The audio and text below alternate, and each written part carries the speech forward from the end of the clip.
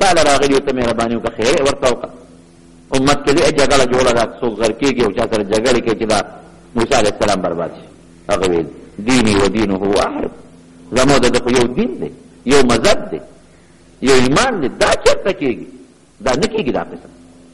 دوی ورته بیا رالل کله دبه وکوه کله مینت کوه کله زاري کوه هغه نه کېږي بیا کې دا سوچ راغی چې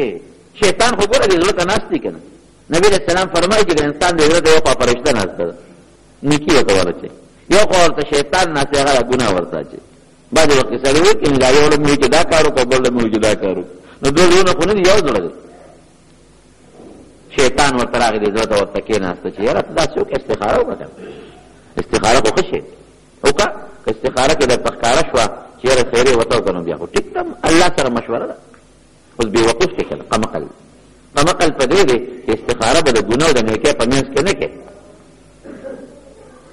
اوس یو سړی وي استخاره کوم چې دا مونځ به کوم او که مونځ به نه کوم نو دې کې د استخارې د ضرورت دی خو الله باندې مونځ فرض کړی دی دا ګناه کوم او که ګناه نه کوم دې کې د استخارې څه ضرورت دی ګناه خو نه خو الله تعالی ته حکم کړی چې ګناه به نه کوي استخاره به هر هغه څیز کې کوي په دې مسله به مو ځان پوه کوي استخاره به په هر هغه څیز کې کوي چې یو شی علیکم السلام ورحمت الله دا د توفه ده جزاک الله الله دې خوش وله چې استخاره هغه څیز کې به کوي چې یو شی واجب دی خو څه خاص وخت مقرر نه دی نو ته الله سره مشوره وکړې چې دا کوم وخت کې وکړم یا یو شی مستحب دی خو د هغې څه خاص وخت او خاص مکان نه دی معلوم یو طالب دی مثلا هغه سبق وي استخاره وکړي کوم مدرسه کې سبق ویم د کوم استاد نه سبق ویم نو په دې څیزونو کې استخاره کولی شي یا مثلا یو زنانه ده یا پلار دی لور ورکوي او دوه درې کسانې رشته غواړي یاره استخاره وکړمه چې چا له دا رشته ورکړم دا اوس خیر وګورئ دا یاد وساتئ چې استخاره هر انسان به په خپله کوي زموږ په دې وطن کې دا یو خبره مشهوره ده یو بل ته خلک وایي اکثر زنانه وایي ما له استخاره وکړه نه استخاره به په خپله کوي نبي علیه السلام او صحابه د دې حکم کړی چې هر انسان به په خپله استخاره کوي څلور رکعته نفل وکړي یو دعا ده په حدیثو کې هغه دعا ووایي که په یاد یې نه شي وي د هغه کتاب نه دی ووایي نو دا بېوقوف و چې ته اوس په دې کې استخاره کوي چې موسی علیه السلام به خیره وکړي ونه کوم د خدای پیغمبر قمقل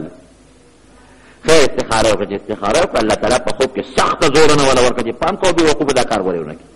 او پیغمبر په سبا شپې بیا استخاره وکړه بیا زوره نه ورکړه چې نه به کړي په درېیمه شپې بیا استخاره وکړه چې بلکل به نه کړي چې ولې هغه کافر بادشاه ټول رالل نو څه چل دی وکړه وایي ما خو درې ځله استخاره وکړه خو خوند نه کوي پام کوئ بس جوړه ورسره وکړئ په څه طریقه د موسی علیه السلام سره یې تابع شي خبره به خلاصه شي هغې وایي دا چېرته کېږي ښځه ورته ولمسوله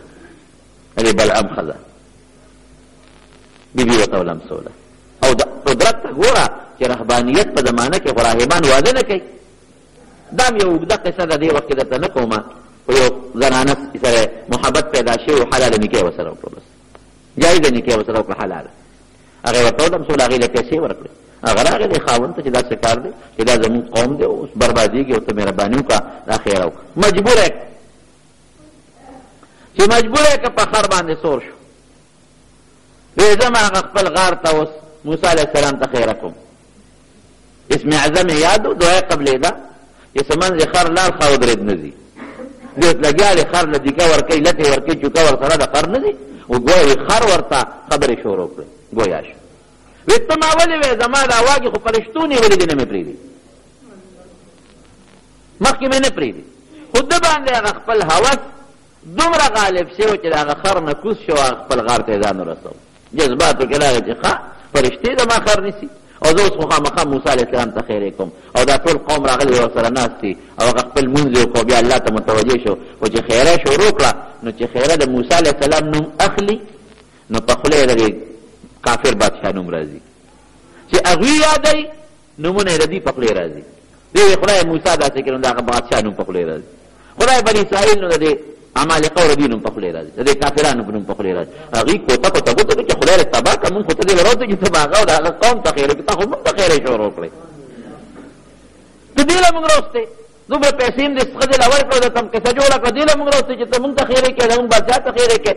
وایي زما ژبه زما په اختیار کې نه ده زه کوم هغوی ته خیر خو جبه د ما په خپل اختیار کې نه جبه مې د اختیار نه وته بس دغه وخت کې پوه شو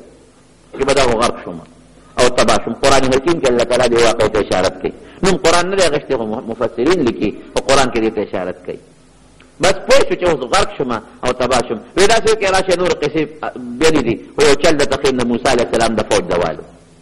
وایي داسې وکړئ چې جینکۍ پیغلې راولئ سرونه یې سرتور کړئ او د موسی علیه السلام دا قوم بني اسرائیل چې په دا دشت او بیابان کې دیرې د ډېرو مودو نه دې کې دا جینکۍ ورپرېږدي او دا جینکۍ پوه کړئ که بني اسرائیل درته لاس اچوي یا هر څه درته وایي غږ به نه کوئ بادشاه حکم یې وکړو چې ټول غر کېږو داسې به وکړو یو ډله د جینکو یې پکې وردن نه کړه د بني اسرائیلو په قوم کې اوس هم داسې ګرځي بازي نه کې څوک شیمپوان ګرځئ که نه ګرځئ څوک صابون ګرځئ څوک بل شی ګرځئ په دې دوکانونو کې پیغلې جینکۍ وي سرتور سر او مټې ښکاره او دا د کمنۍ د مشهورتیا دپاره د کمنۍ مشهورتیا څه کې یو دکاندار سره ودرېږه بل دکاندار سره ودرېږه دا هلکان هم ورته راغونډ شي دا صابون دی او دا شیمپو دی او دا رنجه دی او دا پلانکې شی دی او دا پلانکې شی دی دا فتنه ده که نه همدقه څه دې لپاره خو په دې خو ماشومان هم پوهېږي چې هغه قوم کافرو جینکۍ خو داسې نه وي ورپرېښتې په هغې خو هر څوک پوهېږي چا سودا لاس کې اخېستې چا بل شی اخېستې چا بل شی اخېستې او په د بني اسرائیلو د موسی علیه السلام په دې قوم کې وردن نه شو دا ګور هغه ځای نه قصه را روانه ده نبي علیه السلام مبارک فرمایي چې پخوانو قومونو کومه ګناه کړې ده که نه وایي هغه ګناه به تاسو خامخا کوئ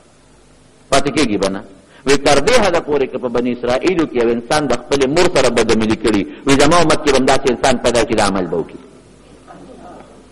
دا ګوره که هغه ځای نه هغه شی هغې جینکۍ وردن نه کړی سودا او د تجارت په بنیاد باندې چې بني اسرائیلو کې ورځئ چې ګمراه یې کړې اوس هماغه انجیوز والا راغلي دي جینکۍ ګرځئ په کوڅو کوڅو کې کورونو کې هم ګرځئ په دوکانونو کې هم ګرځئ بازارونو کې هم ګرځئ او موږ ورته صاحب هغه ټول خلک ورته خوشحالي تلاټو شي ورته اډه کې ورته لویه میله ولګي یو مسلمان کې دا غیرت نه چې ورته وایي چې وځئ پوته پوته ونیسي چې تاسو څنګه راغلي ځای که نه دی مسلمانان یې چا به خویندې یې چا به لوڼه یې پیسې په دې ګټئ ښځې وایي موږ له حقونه او حقونه حق د ښځو خپل دی خو ښځې ته شریعت د اختیار نه ورکوي چې ته د خپل وجود نمایش وکړه او په دې پیسې وګټه دا خو د ښځې بېعزتي ده ته د خپل وجود نمایش کې او په هغې پیسې ګټې دا څومره بې غیرتي ده بهر کې زما رونو جینکۍ ورپرېښودې چې ورپرېښودې ورلې یو بني اسرائیلو یو کس یو اسرائیلي نه ګناه شوه جینۍ ته لاس ور واچو خطا شو د هغې دومره اثر وشو چې په موسی علیه السلام په قوم الله وبا راوسته خطرناکه وبا او په یو ورځ پکې 80,000 کسان مړه شو 80,000 کسان او لګیا دي صاحب پکې دړادړ مري موسی علیه السلام الله ته رجوع کړه چې الله دا څه وشو زما دا قوم خو ما جهاد نه راوستلی وایي جهاد نه دې راوستلی خو هغه سپېرو جینکۍ رالېږلي دی او دغه یو کس پکې دا غلطي وکړله دا ما خو دونه احسان ستا قوم سره وکړو چې فرعون مې ولې تباه کړه د هغې د غلامۍ نه مې راوویستل نو دوی به دا چلونه کوي بس فورا موسی علیه السلام هغه جینۍ او لک راونیول هغه سنګسار کړل ختم یې کړل هغه وبا ته الله تعالی پورته کړه دومره رب العالمین په دې خفه کېږي ته بې غیرتی الله غیرتی دی او غیرت یې خوښ دی الله حیادار دی او حیا خوښه ده بې غیرتي بدې شي او بې حیایي بدې شي نن سبا څومره لوی مصیبت دی زنانه داسې حد ته رسېدلي دي په دې پېښور بازارونو کې په اسلام آباد کې په لاهور کې پنډۍ کې د غټو مارکېټونو کې وګوره د خپل چاپېري علاقو کې وګوره داسې حد ته رسېدلي دي چې سړی به وایي خدای نو په لاره تللی نه شم ګناهګارېږم صدر بازار کې مازدیګر ته وګرځه بیا دغه کپړو دغه کیلو میړو مارکېټ کې وګرځه یا پېښور کې دلته کې لاړ شه دغه څه ورته وایي دغه د زنانو بازار مینه بازار ورته وایي که څه ورته وایي دلته ورشه لاهور کې ته ورشه هغه بازارونو ته بالا مارکېټ او بل ته ورشه وګوره د ګناه نه پاک ته نه شي وتی دغه یو مصیبت بل مصیبت کیبل ولګېده ځای په ځای په هغې مختلف قسمه فلمونه دي او سینماګانې دي خلک یې ګوري بربند فلمونه پخوا به چې در دې کلي نه چا پیسې وګټلې اب هم چې در په کلي کې یو کس دوباره که سینما او فلم لدو خلکو به پرې لعنت وي پلان کې ګوره فلم لدي سینما لدي اوس پارکو کې فلم او سینما لګېدلې او